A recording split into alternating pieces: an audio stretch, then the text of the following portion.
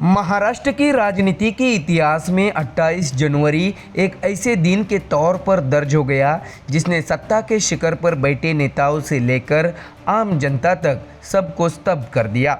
बारामती में हुए एक चार्टर्ड प्लेन हादसे ने राज्य के डिप्टी मुख्यमंत्री अजित पवार की जान ले ली और उनके साथ ही खत्म हो गया 5 दशकों से भी लंबा एक सियासी सफर। यह सिर्फ एक विमान दुर्घटना नहीं थी बल्कि महाराष्ट्र की राजनीति के लिए एक ऐसा झटका था जिसकी गूंज दूर तक सुनाई दी। बता दें कि हादसे के बाद पूरे देश में शोक की लहर दौड़ गई, लेकिन इसी के साथ राजनीतिक गलियारों में सवालों और कयासों की भी शुरुआत हो गई। क्या यह महज तकनीकी खराबी थी या मानवीय चूक? क्या जांच एजेंसियां इस हादसे की पूरी सच्चाई सामने ला पाएगी? एक और शरद पवार ने इसे साफ तौर पर दुर्घटना बताते हुए साजिश की बातों से इनकार किया, तो वही दूसरी ओर संजय राउत जैसे नेताओं ने जांच प्रक्रिया और जवाबदेही पर सवाल खड़े कर दिए हैं। श्रद्धांजलियों के बीच बयानबाजी तेज है, संवेदनाएं राजनीति से टकरा रही है और महाराष्ट्र पूछ रहा है अजित पवार की मौत का सच आखिर क्या है। दर्शकों, जानकारी दें कि महाराष्ट्र की राजनीति पर वो काला दिन जब सत्ता, सियासत और संवेदनाएं सब एक साथ थमसी गई। बारामती के आसमान में हुआ एक विमान हादसा और ज़मीन पर गिर पड़ा महाराष्ट्र का एक बड़ा नाम, डिप्टी सीएम अजित पवार। 28 जनवरी की वो सुबह जिसने महाराष्ट्र ही नहीं पूरे देश को झकझोर दिया। बारामती में चार्टर प्लेन क्रैश और हादसे में राज्य के उप मुख्यमंत्री अजित पवार की मौत, तो वही उनके साथ सफर कर रहे अन्य लोगों की भी जान चली गई। हादसा था, लेकिन असर सिर्फ एक दुर्घटना तक सीमित नहीं रहा। शोक की लहर के साथ साथ सियासी गलियारों में भी सवालों की आंधी चल पड़ी।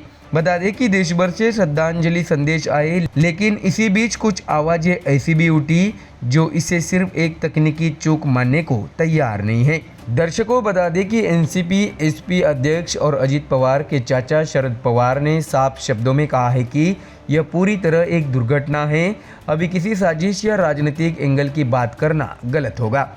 लेकिन दूसरी ओर शिवसेना यूबीटी के प्रवक्ता और राज्यसभा सांसद संजय राउत ने इस हादसे पर सवालों की लंबी सूची रख दी है। संजय राउत ने कहा है कि देश में पहले भी कई चार्टर्ड प्लेन हादसे हुए हैं। अहमदाबाद जैसी बड़ी घटनाएं सामने आई, गुजरात के पूर्व मुख्यमंत्री विजय रूपानी की मौत तक हुई, लेकिन जांच रिपोर्ट्स कहा जाती है। डीजीसीए की जांच टीम क्या नतीजा निकालती है, ये जनता को क्यों नहीं बताया जाता? बता दें कि संजय राउत का कहना है कि सिर्फ श्रद्धांजलि देकर आगे बढ़ जाना काफ़ी नहीं है।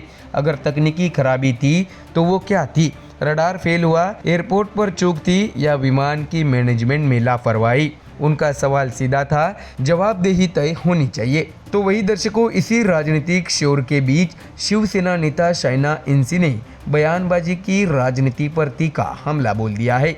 उन्होंने पश्चिम बंगाल की मुख्यमंत्री ममता बनर्जी की टिप्पणियों पर पलटवार करते हुए कहा है कि किसी की मौत पर राजनीति करना शर्मनाक है। अफवाहें फैलाना बंद करें, यह कोई साजिश नहीं, बी ग्रेड फिल्म की कहानी नहीं है। शाइना इनसी ने कहा है कि जांच होनी चाहिए, तकनीकी खामी हो सकती है, लेकिन हर हादसे को षड्यंत्र बताना संवेदनहीनता की हद है।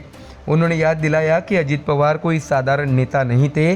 50 साल का सक्रिय राजनीतिक सफर, बारामती से विधायक, राज्य के वित्त मंत्री, सिंचाई मंत्री और 6 बार उप मुख्यमंत्री। एक संयोग या शायद नियति, जिस दिन अजित पवार का जन्मदिन था उसी दिन उनकी जिंदगी थम गई। 66 साल 6 महीने और 6 दिन, एक पूरा राजनीतिक युग।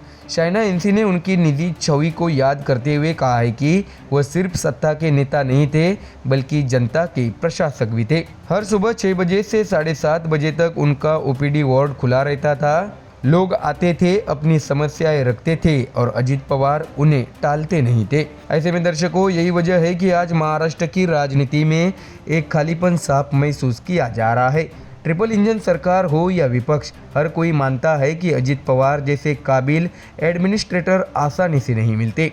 देवेंद्र फडणवीस और एकनाथ शिंदे उन्हें बड़े भाई जैसे मानते थे और अब सिर्फ यादें बची है। ऐसे में दर्शकों, एक विमान हादसा जिसने एक नेता की जान ली लेकिन कई सवाल छोड़ गया। जांच होगी, रिपोर्ट आएगी, सच्चाई भी सामने आएगी। लेकिन दर्शकों, फिलहाल महाराष्ट्र एक ऐसे नेता को याद कर रहा है जो सत्ता से ज्यादा जनता के बीच जीता था। तो दर्शकों, फिलहाल इस खबर में इतना ही। देश और दुनिया की बाकी और खबरें जानने के लिए जुड़े रहिए हमारे चैनल MDR न्यूज के साथ। धन्यवाद।